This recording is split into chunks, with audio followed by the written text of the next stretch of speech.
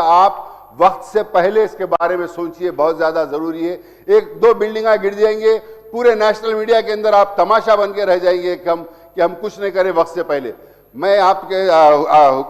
Speaker साहब, मैं ये कहूंगा कि उसके ऊपर आप एक फंड मुक्त करके जो रेस्टोर कर सकते हैं रेस्टोर करिए, जो नहीं कर सकते उनको निकाल दीजिए, उनको दूसरी जगह उसके वही बना कर दीजिए या कहीं दूसरी जगह बना कर दीजिए। ओल्ड सिटी के लोगों को 2 डबल BHK वहां पर मंगाल में दिया गया था, खासतौर पे ओल्ड सिटी के लोगों को, लेकिन वहां पर कोर्ट केसेस आ गया, वो आ गया, ये आ गया, लेकिन उसमें से कई लोगों को अभी तक नहीं दिया गया। ऐसी जगह दे के बता रहे हैं जहां पर कुछ नहीं है, तो उसकी भी एक रिव्यू मीटिंग मैं हमारे डिस्ट्रिक्ट इंचार्ज मिनिस्टर साहब को कहूंगा कि पॉजिटिव ऑफिसर्स को बिठाएं हैदराबाद के अंदर, रेवेन्यू डिपार्टमेंट के अंदर, ताकि वो पॉजिटिव तरीके से गवर्नमेंट की नेकनामी के लिए, आवाम की बेहतरी के लिए काम करें, ना कि ईगो के लिए। नेगेटिव मेंटालिटी के ऑफिसर्स जो है उनको हटाइए। गरीबों की जो मदद कर सकता है वैसे ऑफिसर्स से काम लीजिए, गरीबों का भी फायदा होगा, हुकूमत की भी नेकनामी होगी।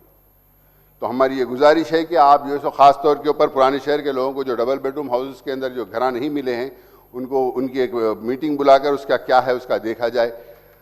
और साथ ही साथ मैं ये भी कहूँगा कि हम हुकूमत को मैं ये भी मुबारकबाद दूंगा कि जो BC सर्वे कराया 42% बैकवर्ड का बिल भी पास किया है, लेकिन खाली हमको रिजर्वेशन के नाम के ऊपर सियासी रिजर्वेशन या कोई रिजर्वेशन से देने से काम नहीं होगा। हमको उनके लिए रोजगार के मौके भी फराहम करना पड़ेगा।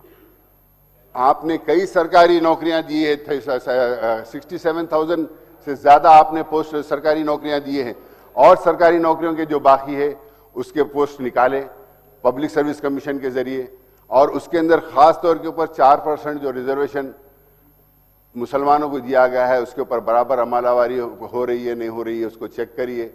और ये सिर्फ ना सिर्फ गवर्नमेंट जॉब्स की वजह से, बल्कि प्राइवेट जॉब्स आज इतना इन्वेस्टमेंट आ रहा है, हुकूमत ये बता रही है कि अनाउंसमेंट कितना हो रहा है, आ रहा कितना है उसका कोई फिगर नहीं है, लेकिन अनाउंसमेंट तो हुकूमत से हो रहा है कि फॉरेन इन्वेस्टमेंट आ रहा है, उससे रोजगार के मौके पैदा होंगे। गवर्नमेंट तो हर एक को जॉब नहीं दे सकती, लेकिन प्राइवेट सेक्टर के अंदर भी जितना इंप्रूव कर सकते करिए। आज अफसोस की बात यह है कि टॉमकॉम के जरिए लोग बाहर जा रहे हैं, इसमें कोई शक नहीं है, हमने खुद भी टॉमकॉम का प्रोग्राम कराया, लेकिन गवर्नर एड्रेस के अंदर वो टॉमकॉम का जिक्र किया गया, लेकिन गवर्नर एड्रेस के अंदर SC ST BC माइनॉरिटी का एक लाइन का जिक्र नहीं है बजट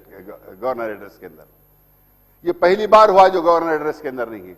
तो हम चाहते हैं कि चीजों पर गौर किया जाए। माइनॉरिटीज के जो भी चीजें पेंडिंग है, मौजनों की ईद आ रही है, मौजनों की तनख्वाह, इमाम मौजन की तनख्वाह रिलीज करिए, 2 दिन है,